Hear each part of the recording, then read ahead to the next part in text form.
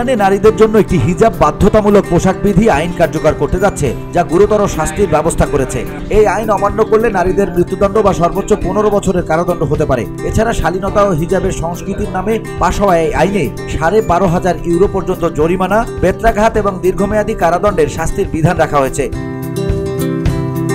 বুধবার দ্য গার্ডিয়ানের এক প্রতিবেদন থেকে এ তথ্য জানা যায়। প্রতিবেদনে বলা হয়, নতুন এই আইনটির 37 নম্বর ধারা অনুযায়ী যারা বিদেশি মিডিয়া বা আন্তর্জাতিক সংস্থাগুলোর মাধ্যমে অশ্লীলতা, হিজাব উন্মোচন বা অসামঞ্জস্যপূর্ণ পোশাক প্রচারে সহায়তা করবেন, তাদের 10 বছরের কারাদণ্ড এবং 12,500 ইউরো জরিমানা হতে পারে।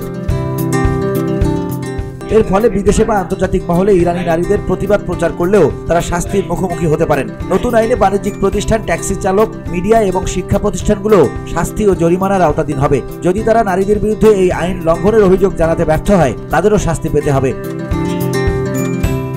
ইরানের প্রেসিডেন্ট মাসুদ পেজেশকিয়ান এই নতুন আইনটির বাস্তবায়নের বিরুদ্ধে সতর্কতা প্রকাশ করেছেন। তিনি বলেছেন, এই আইন বাস্তবায়িত হলে সমাজে সরকারের প্রতি আরো অসন্তোষ বৃদ্ধি পাবে এবং দেশের পরিস্থিতি আরো খারাপ হবে। নতুন এই আইনটি প্রস্তাবনার সময় তিনি এই উদ্বেগ প্রকাশ করেন ইরানের এক গণমাধ্যমে। আন্তর্জাতিক মানবাধিকার সংস্থা অ্যামনেস্টি ইন্টারন্যাশনাল জানিয়েছে, এই আইন নারীদের শান্তিপূর্ণ প্রতিবাদকে মৃত্যুদণ্ডের ঝুঁকিতে ফেলছে। অ্যামনেস্টি এই আইনের সমালোচনা করে বলেছে, এটি নারীদের স্বাধীনতার উপর এক কঠোর দমনমূলক পদক্ষেপ।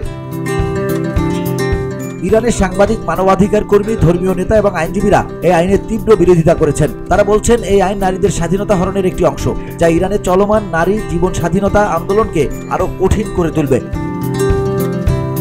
বিশেষত যারা হিজাব পরার বিরুদ্ধে শান্তিপূর্ণ আন্দোলন করছেন, তারা আরো বেশি বিপদে পড়বেন।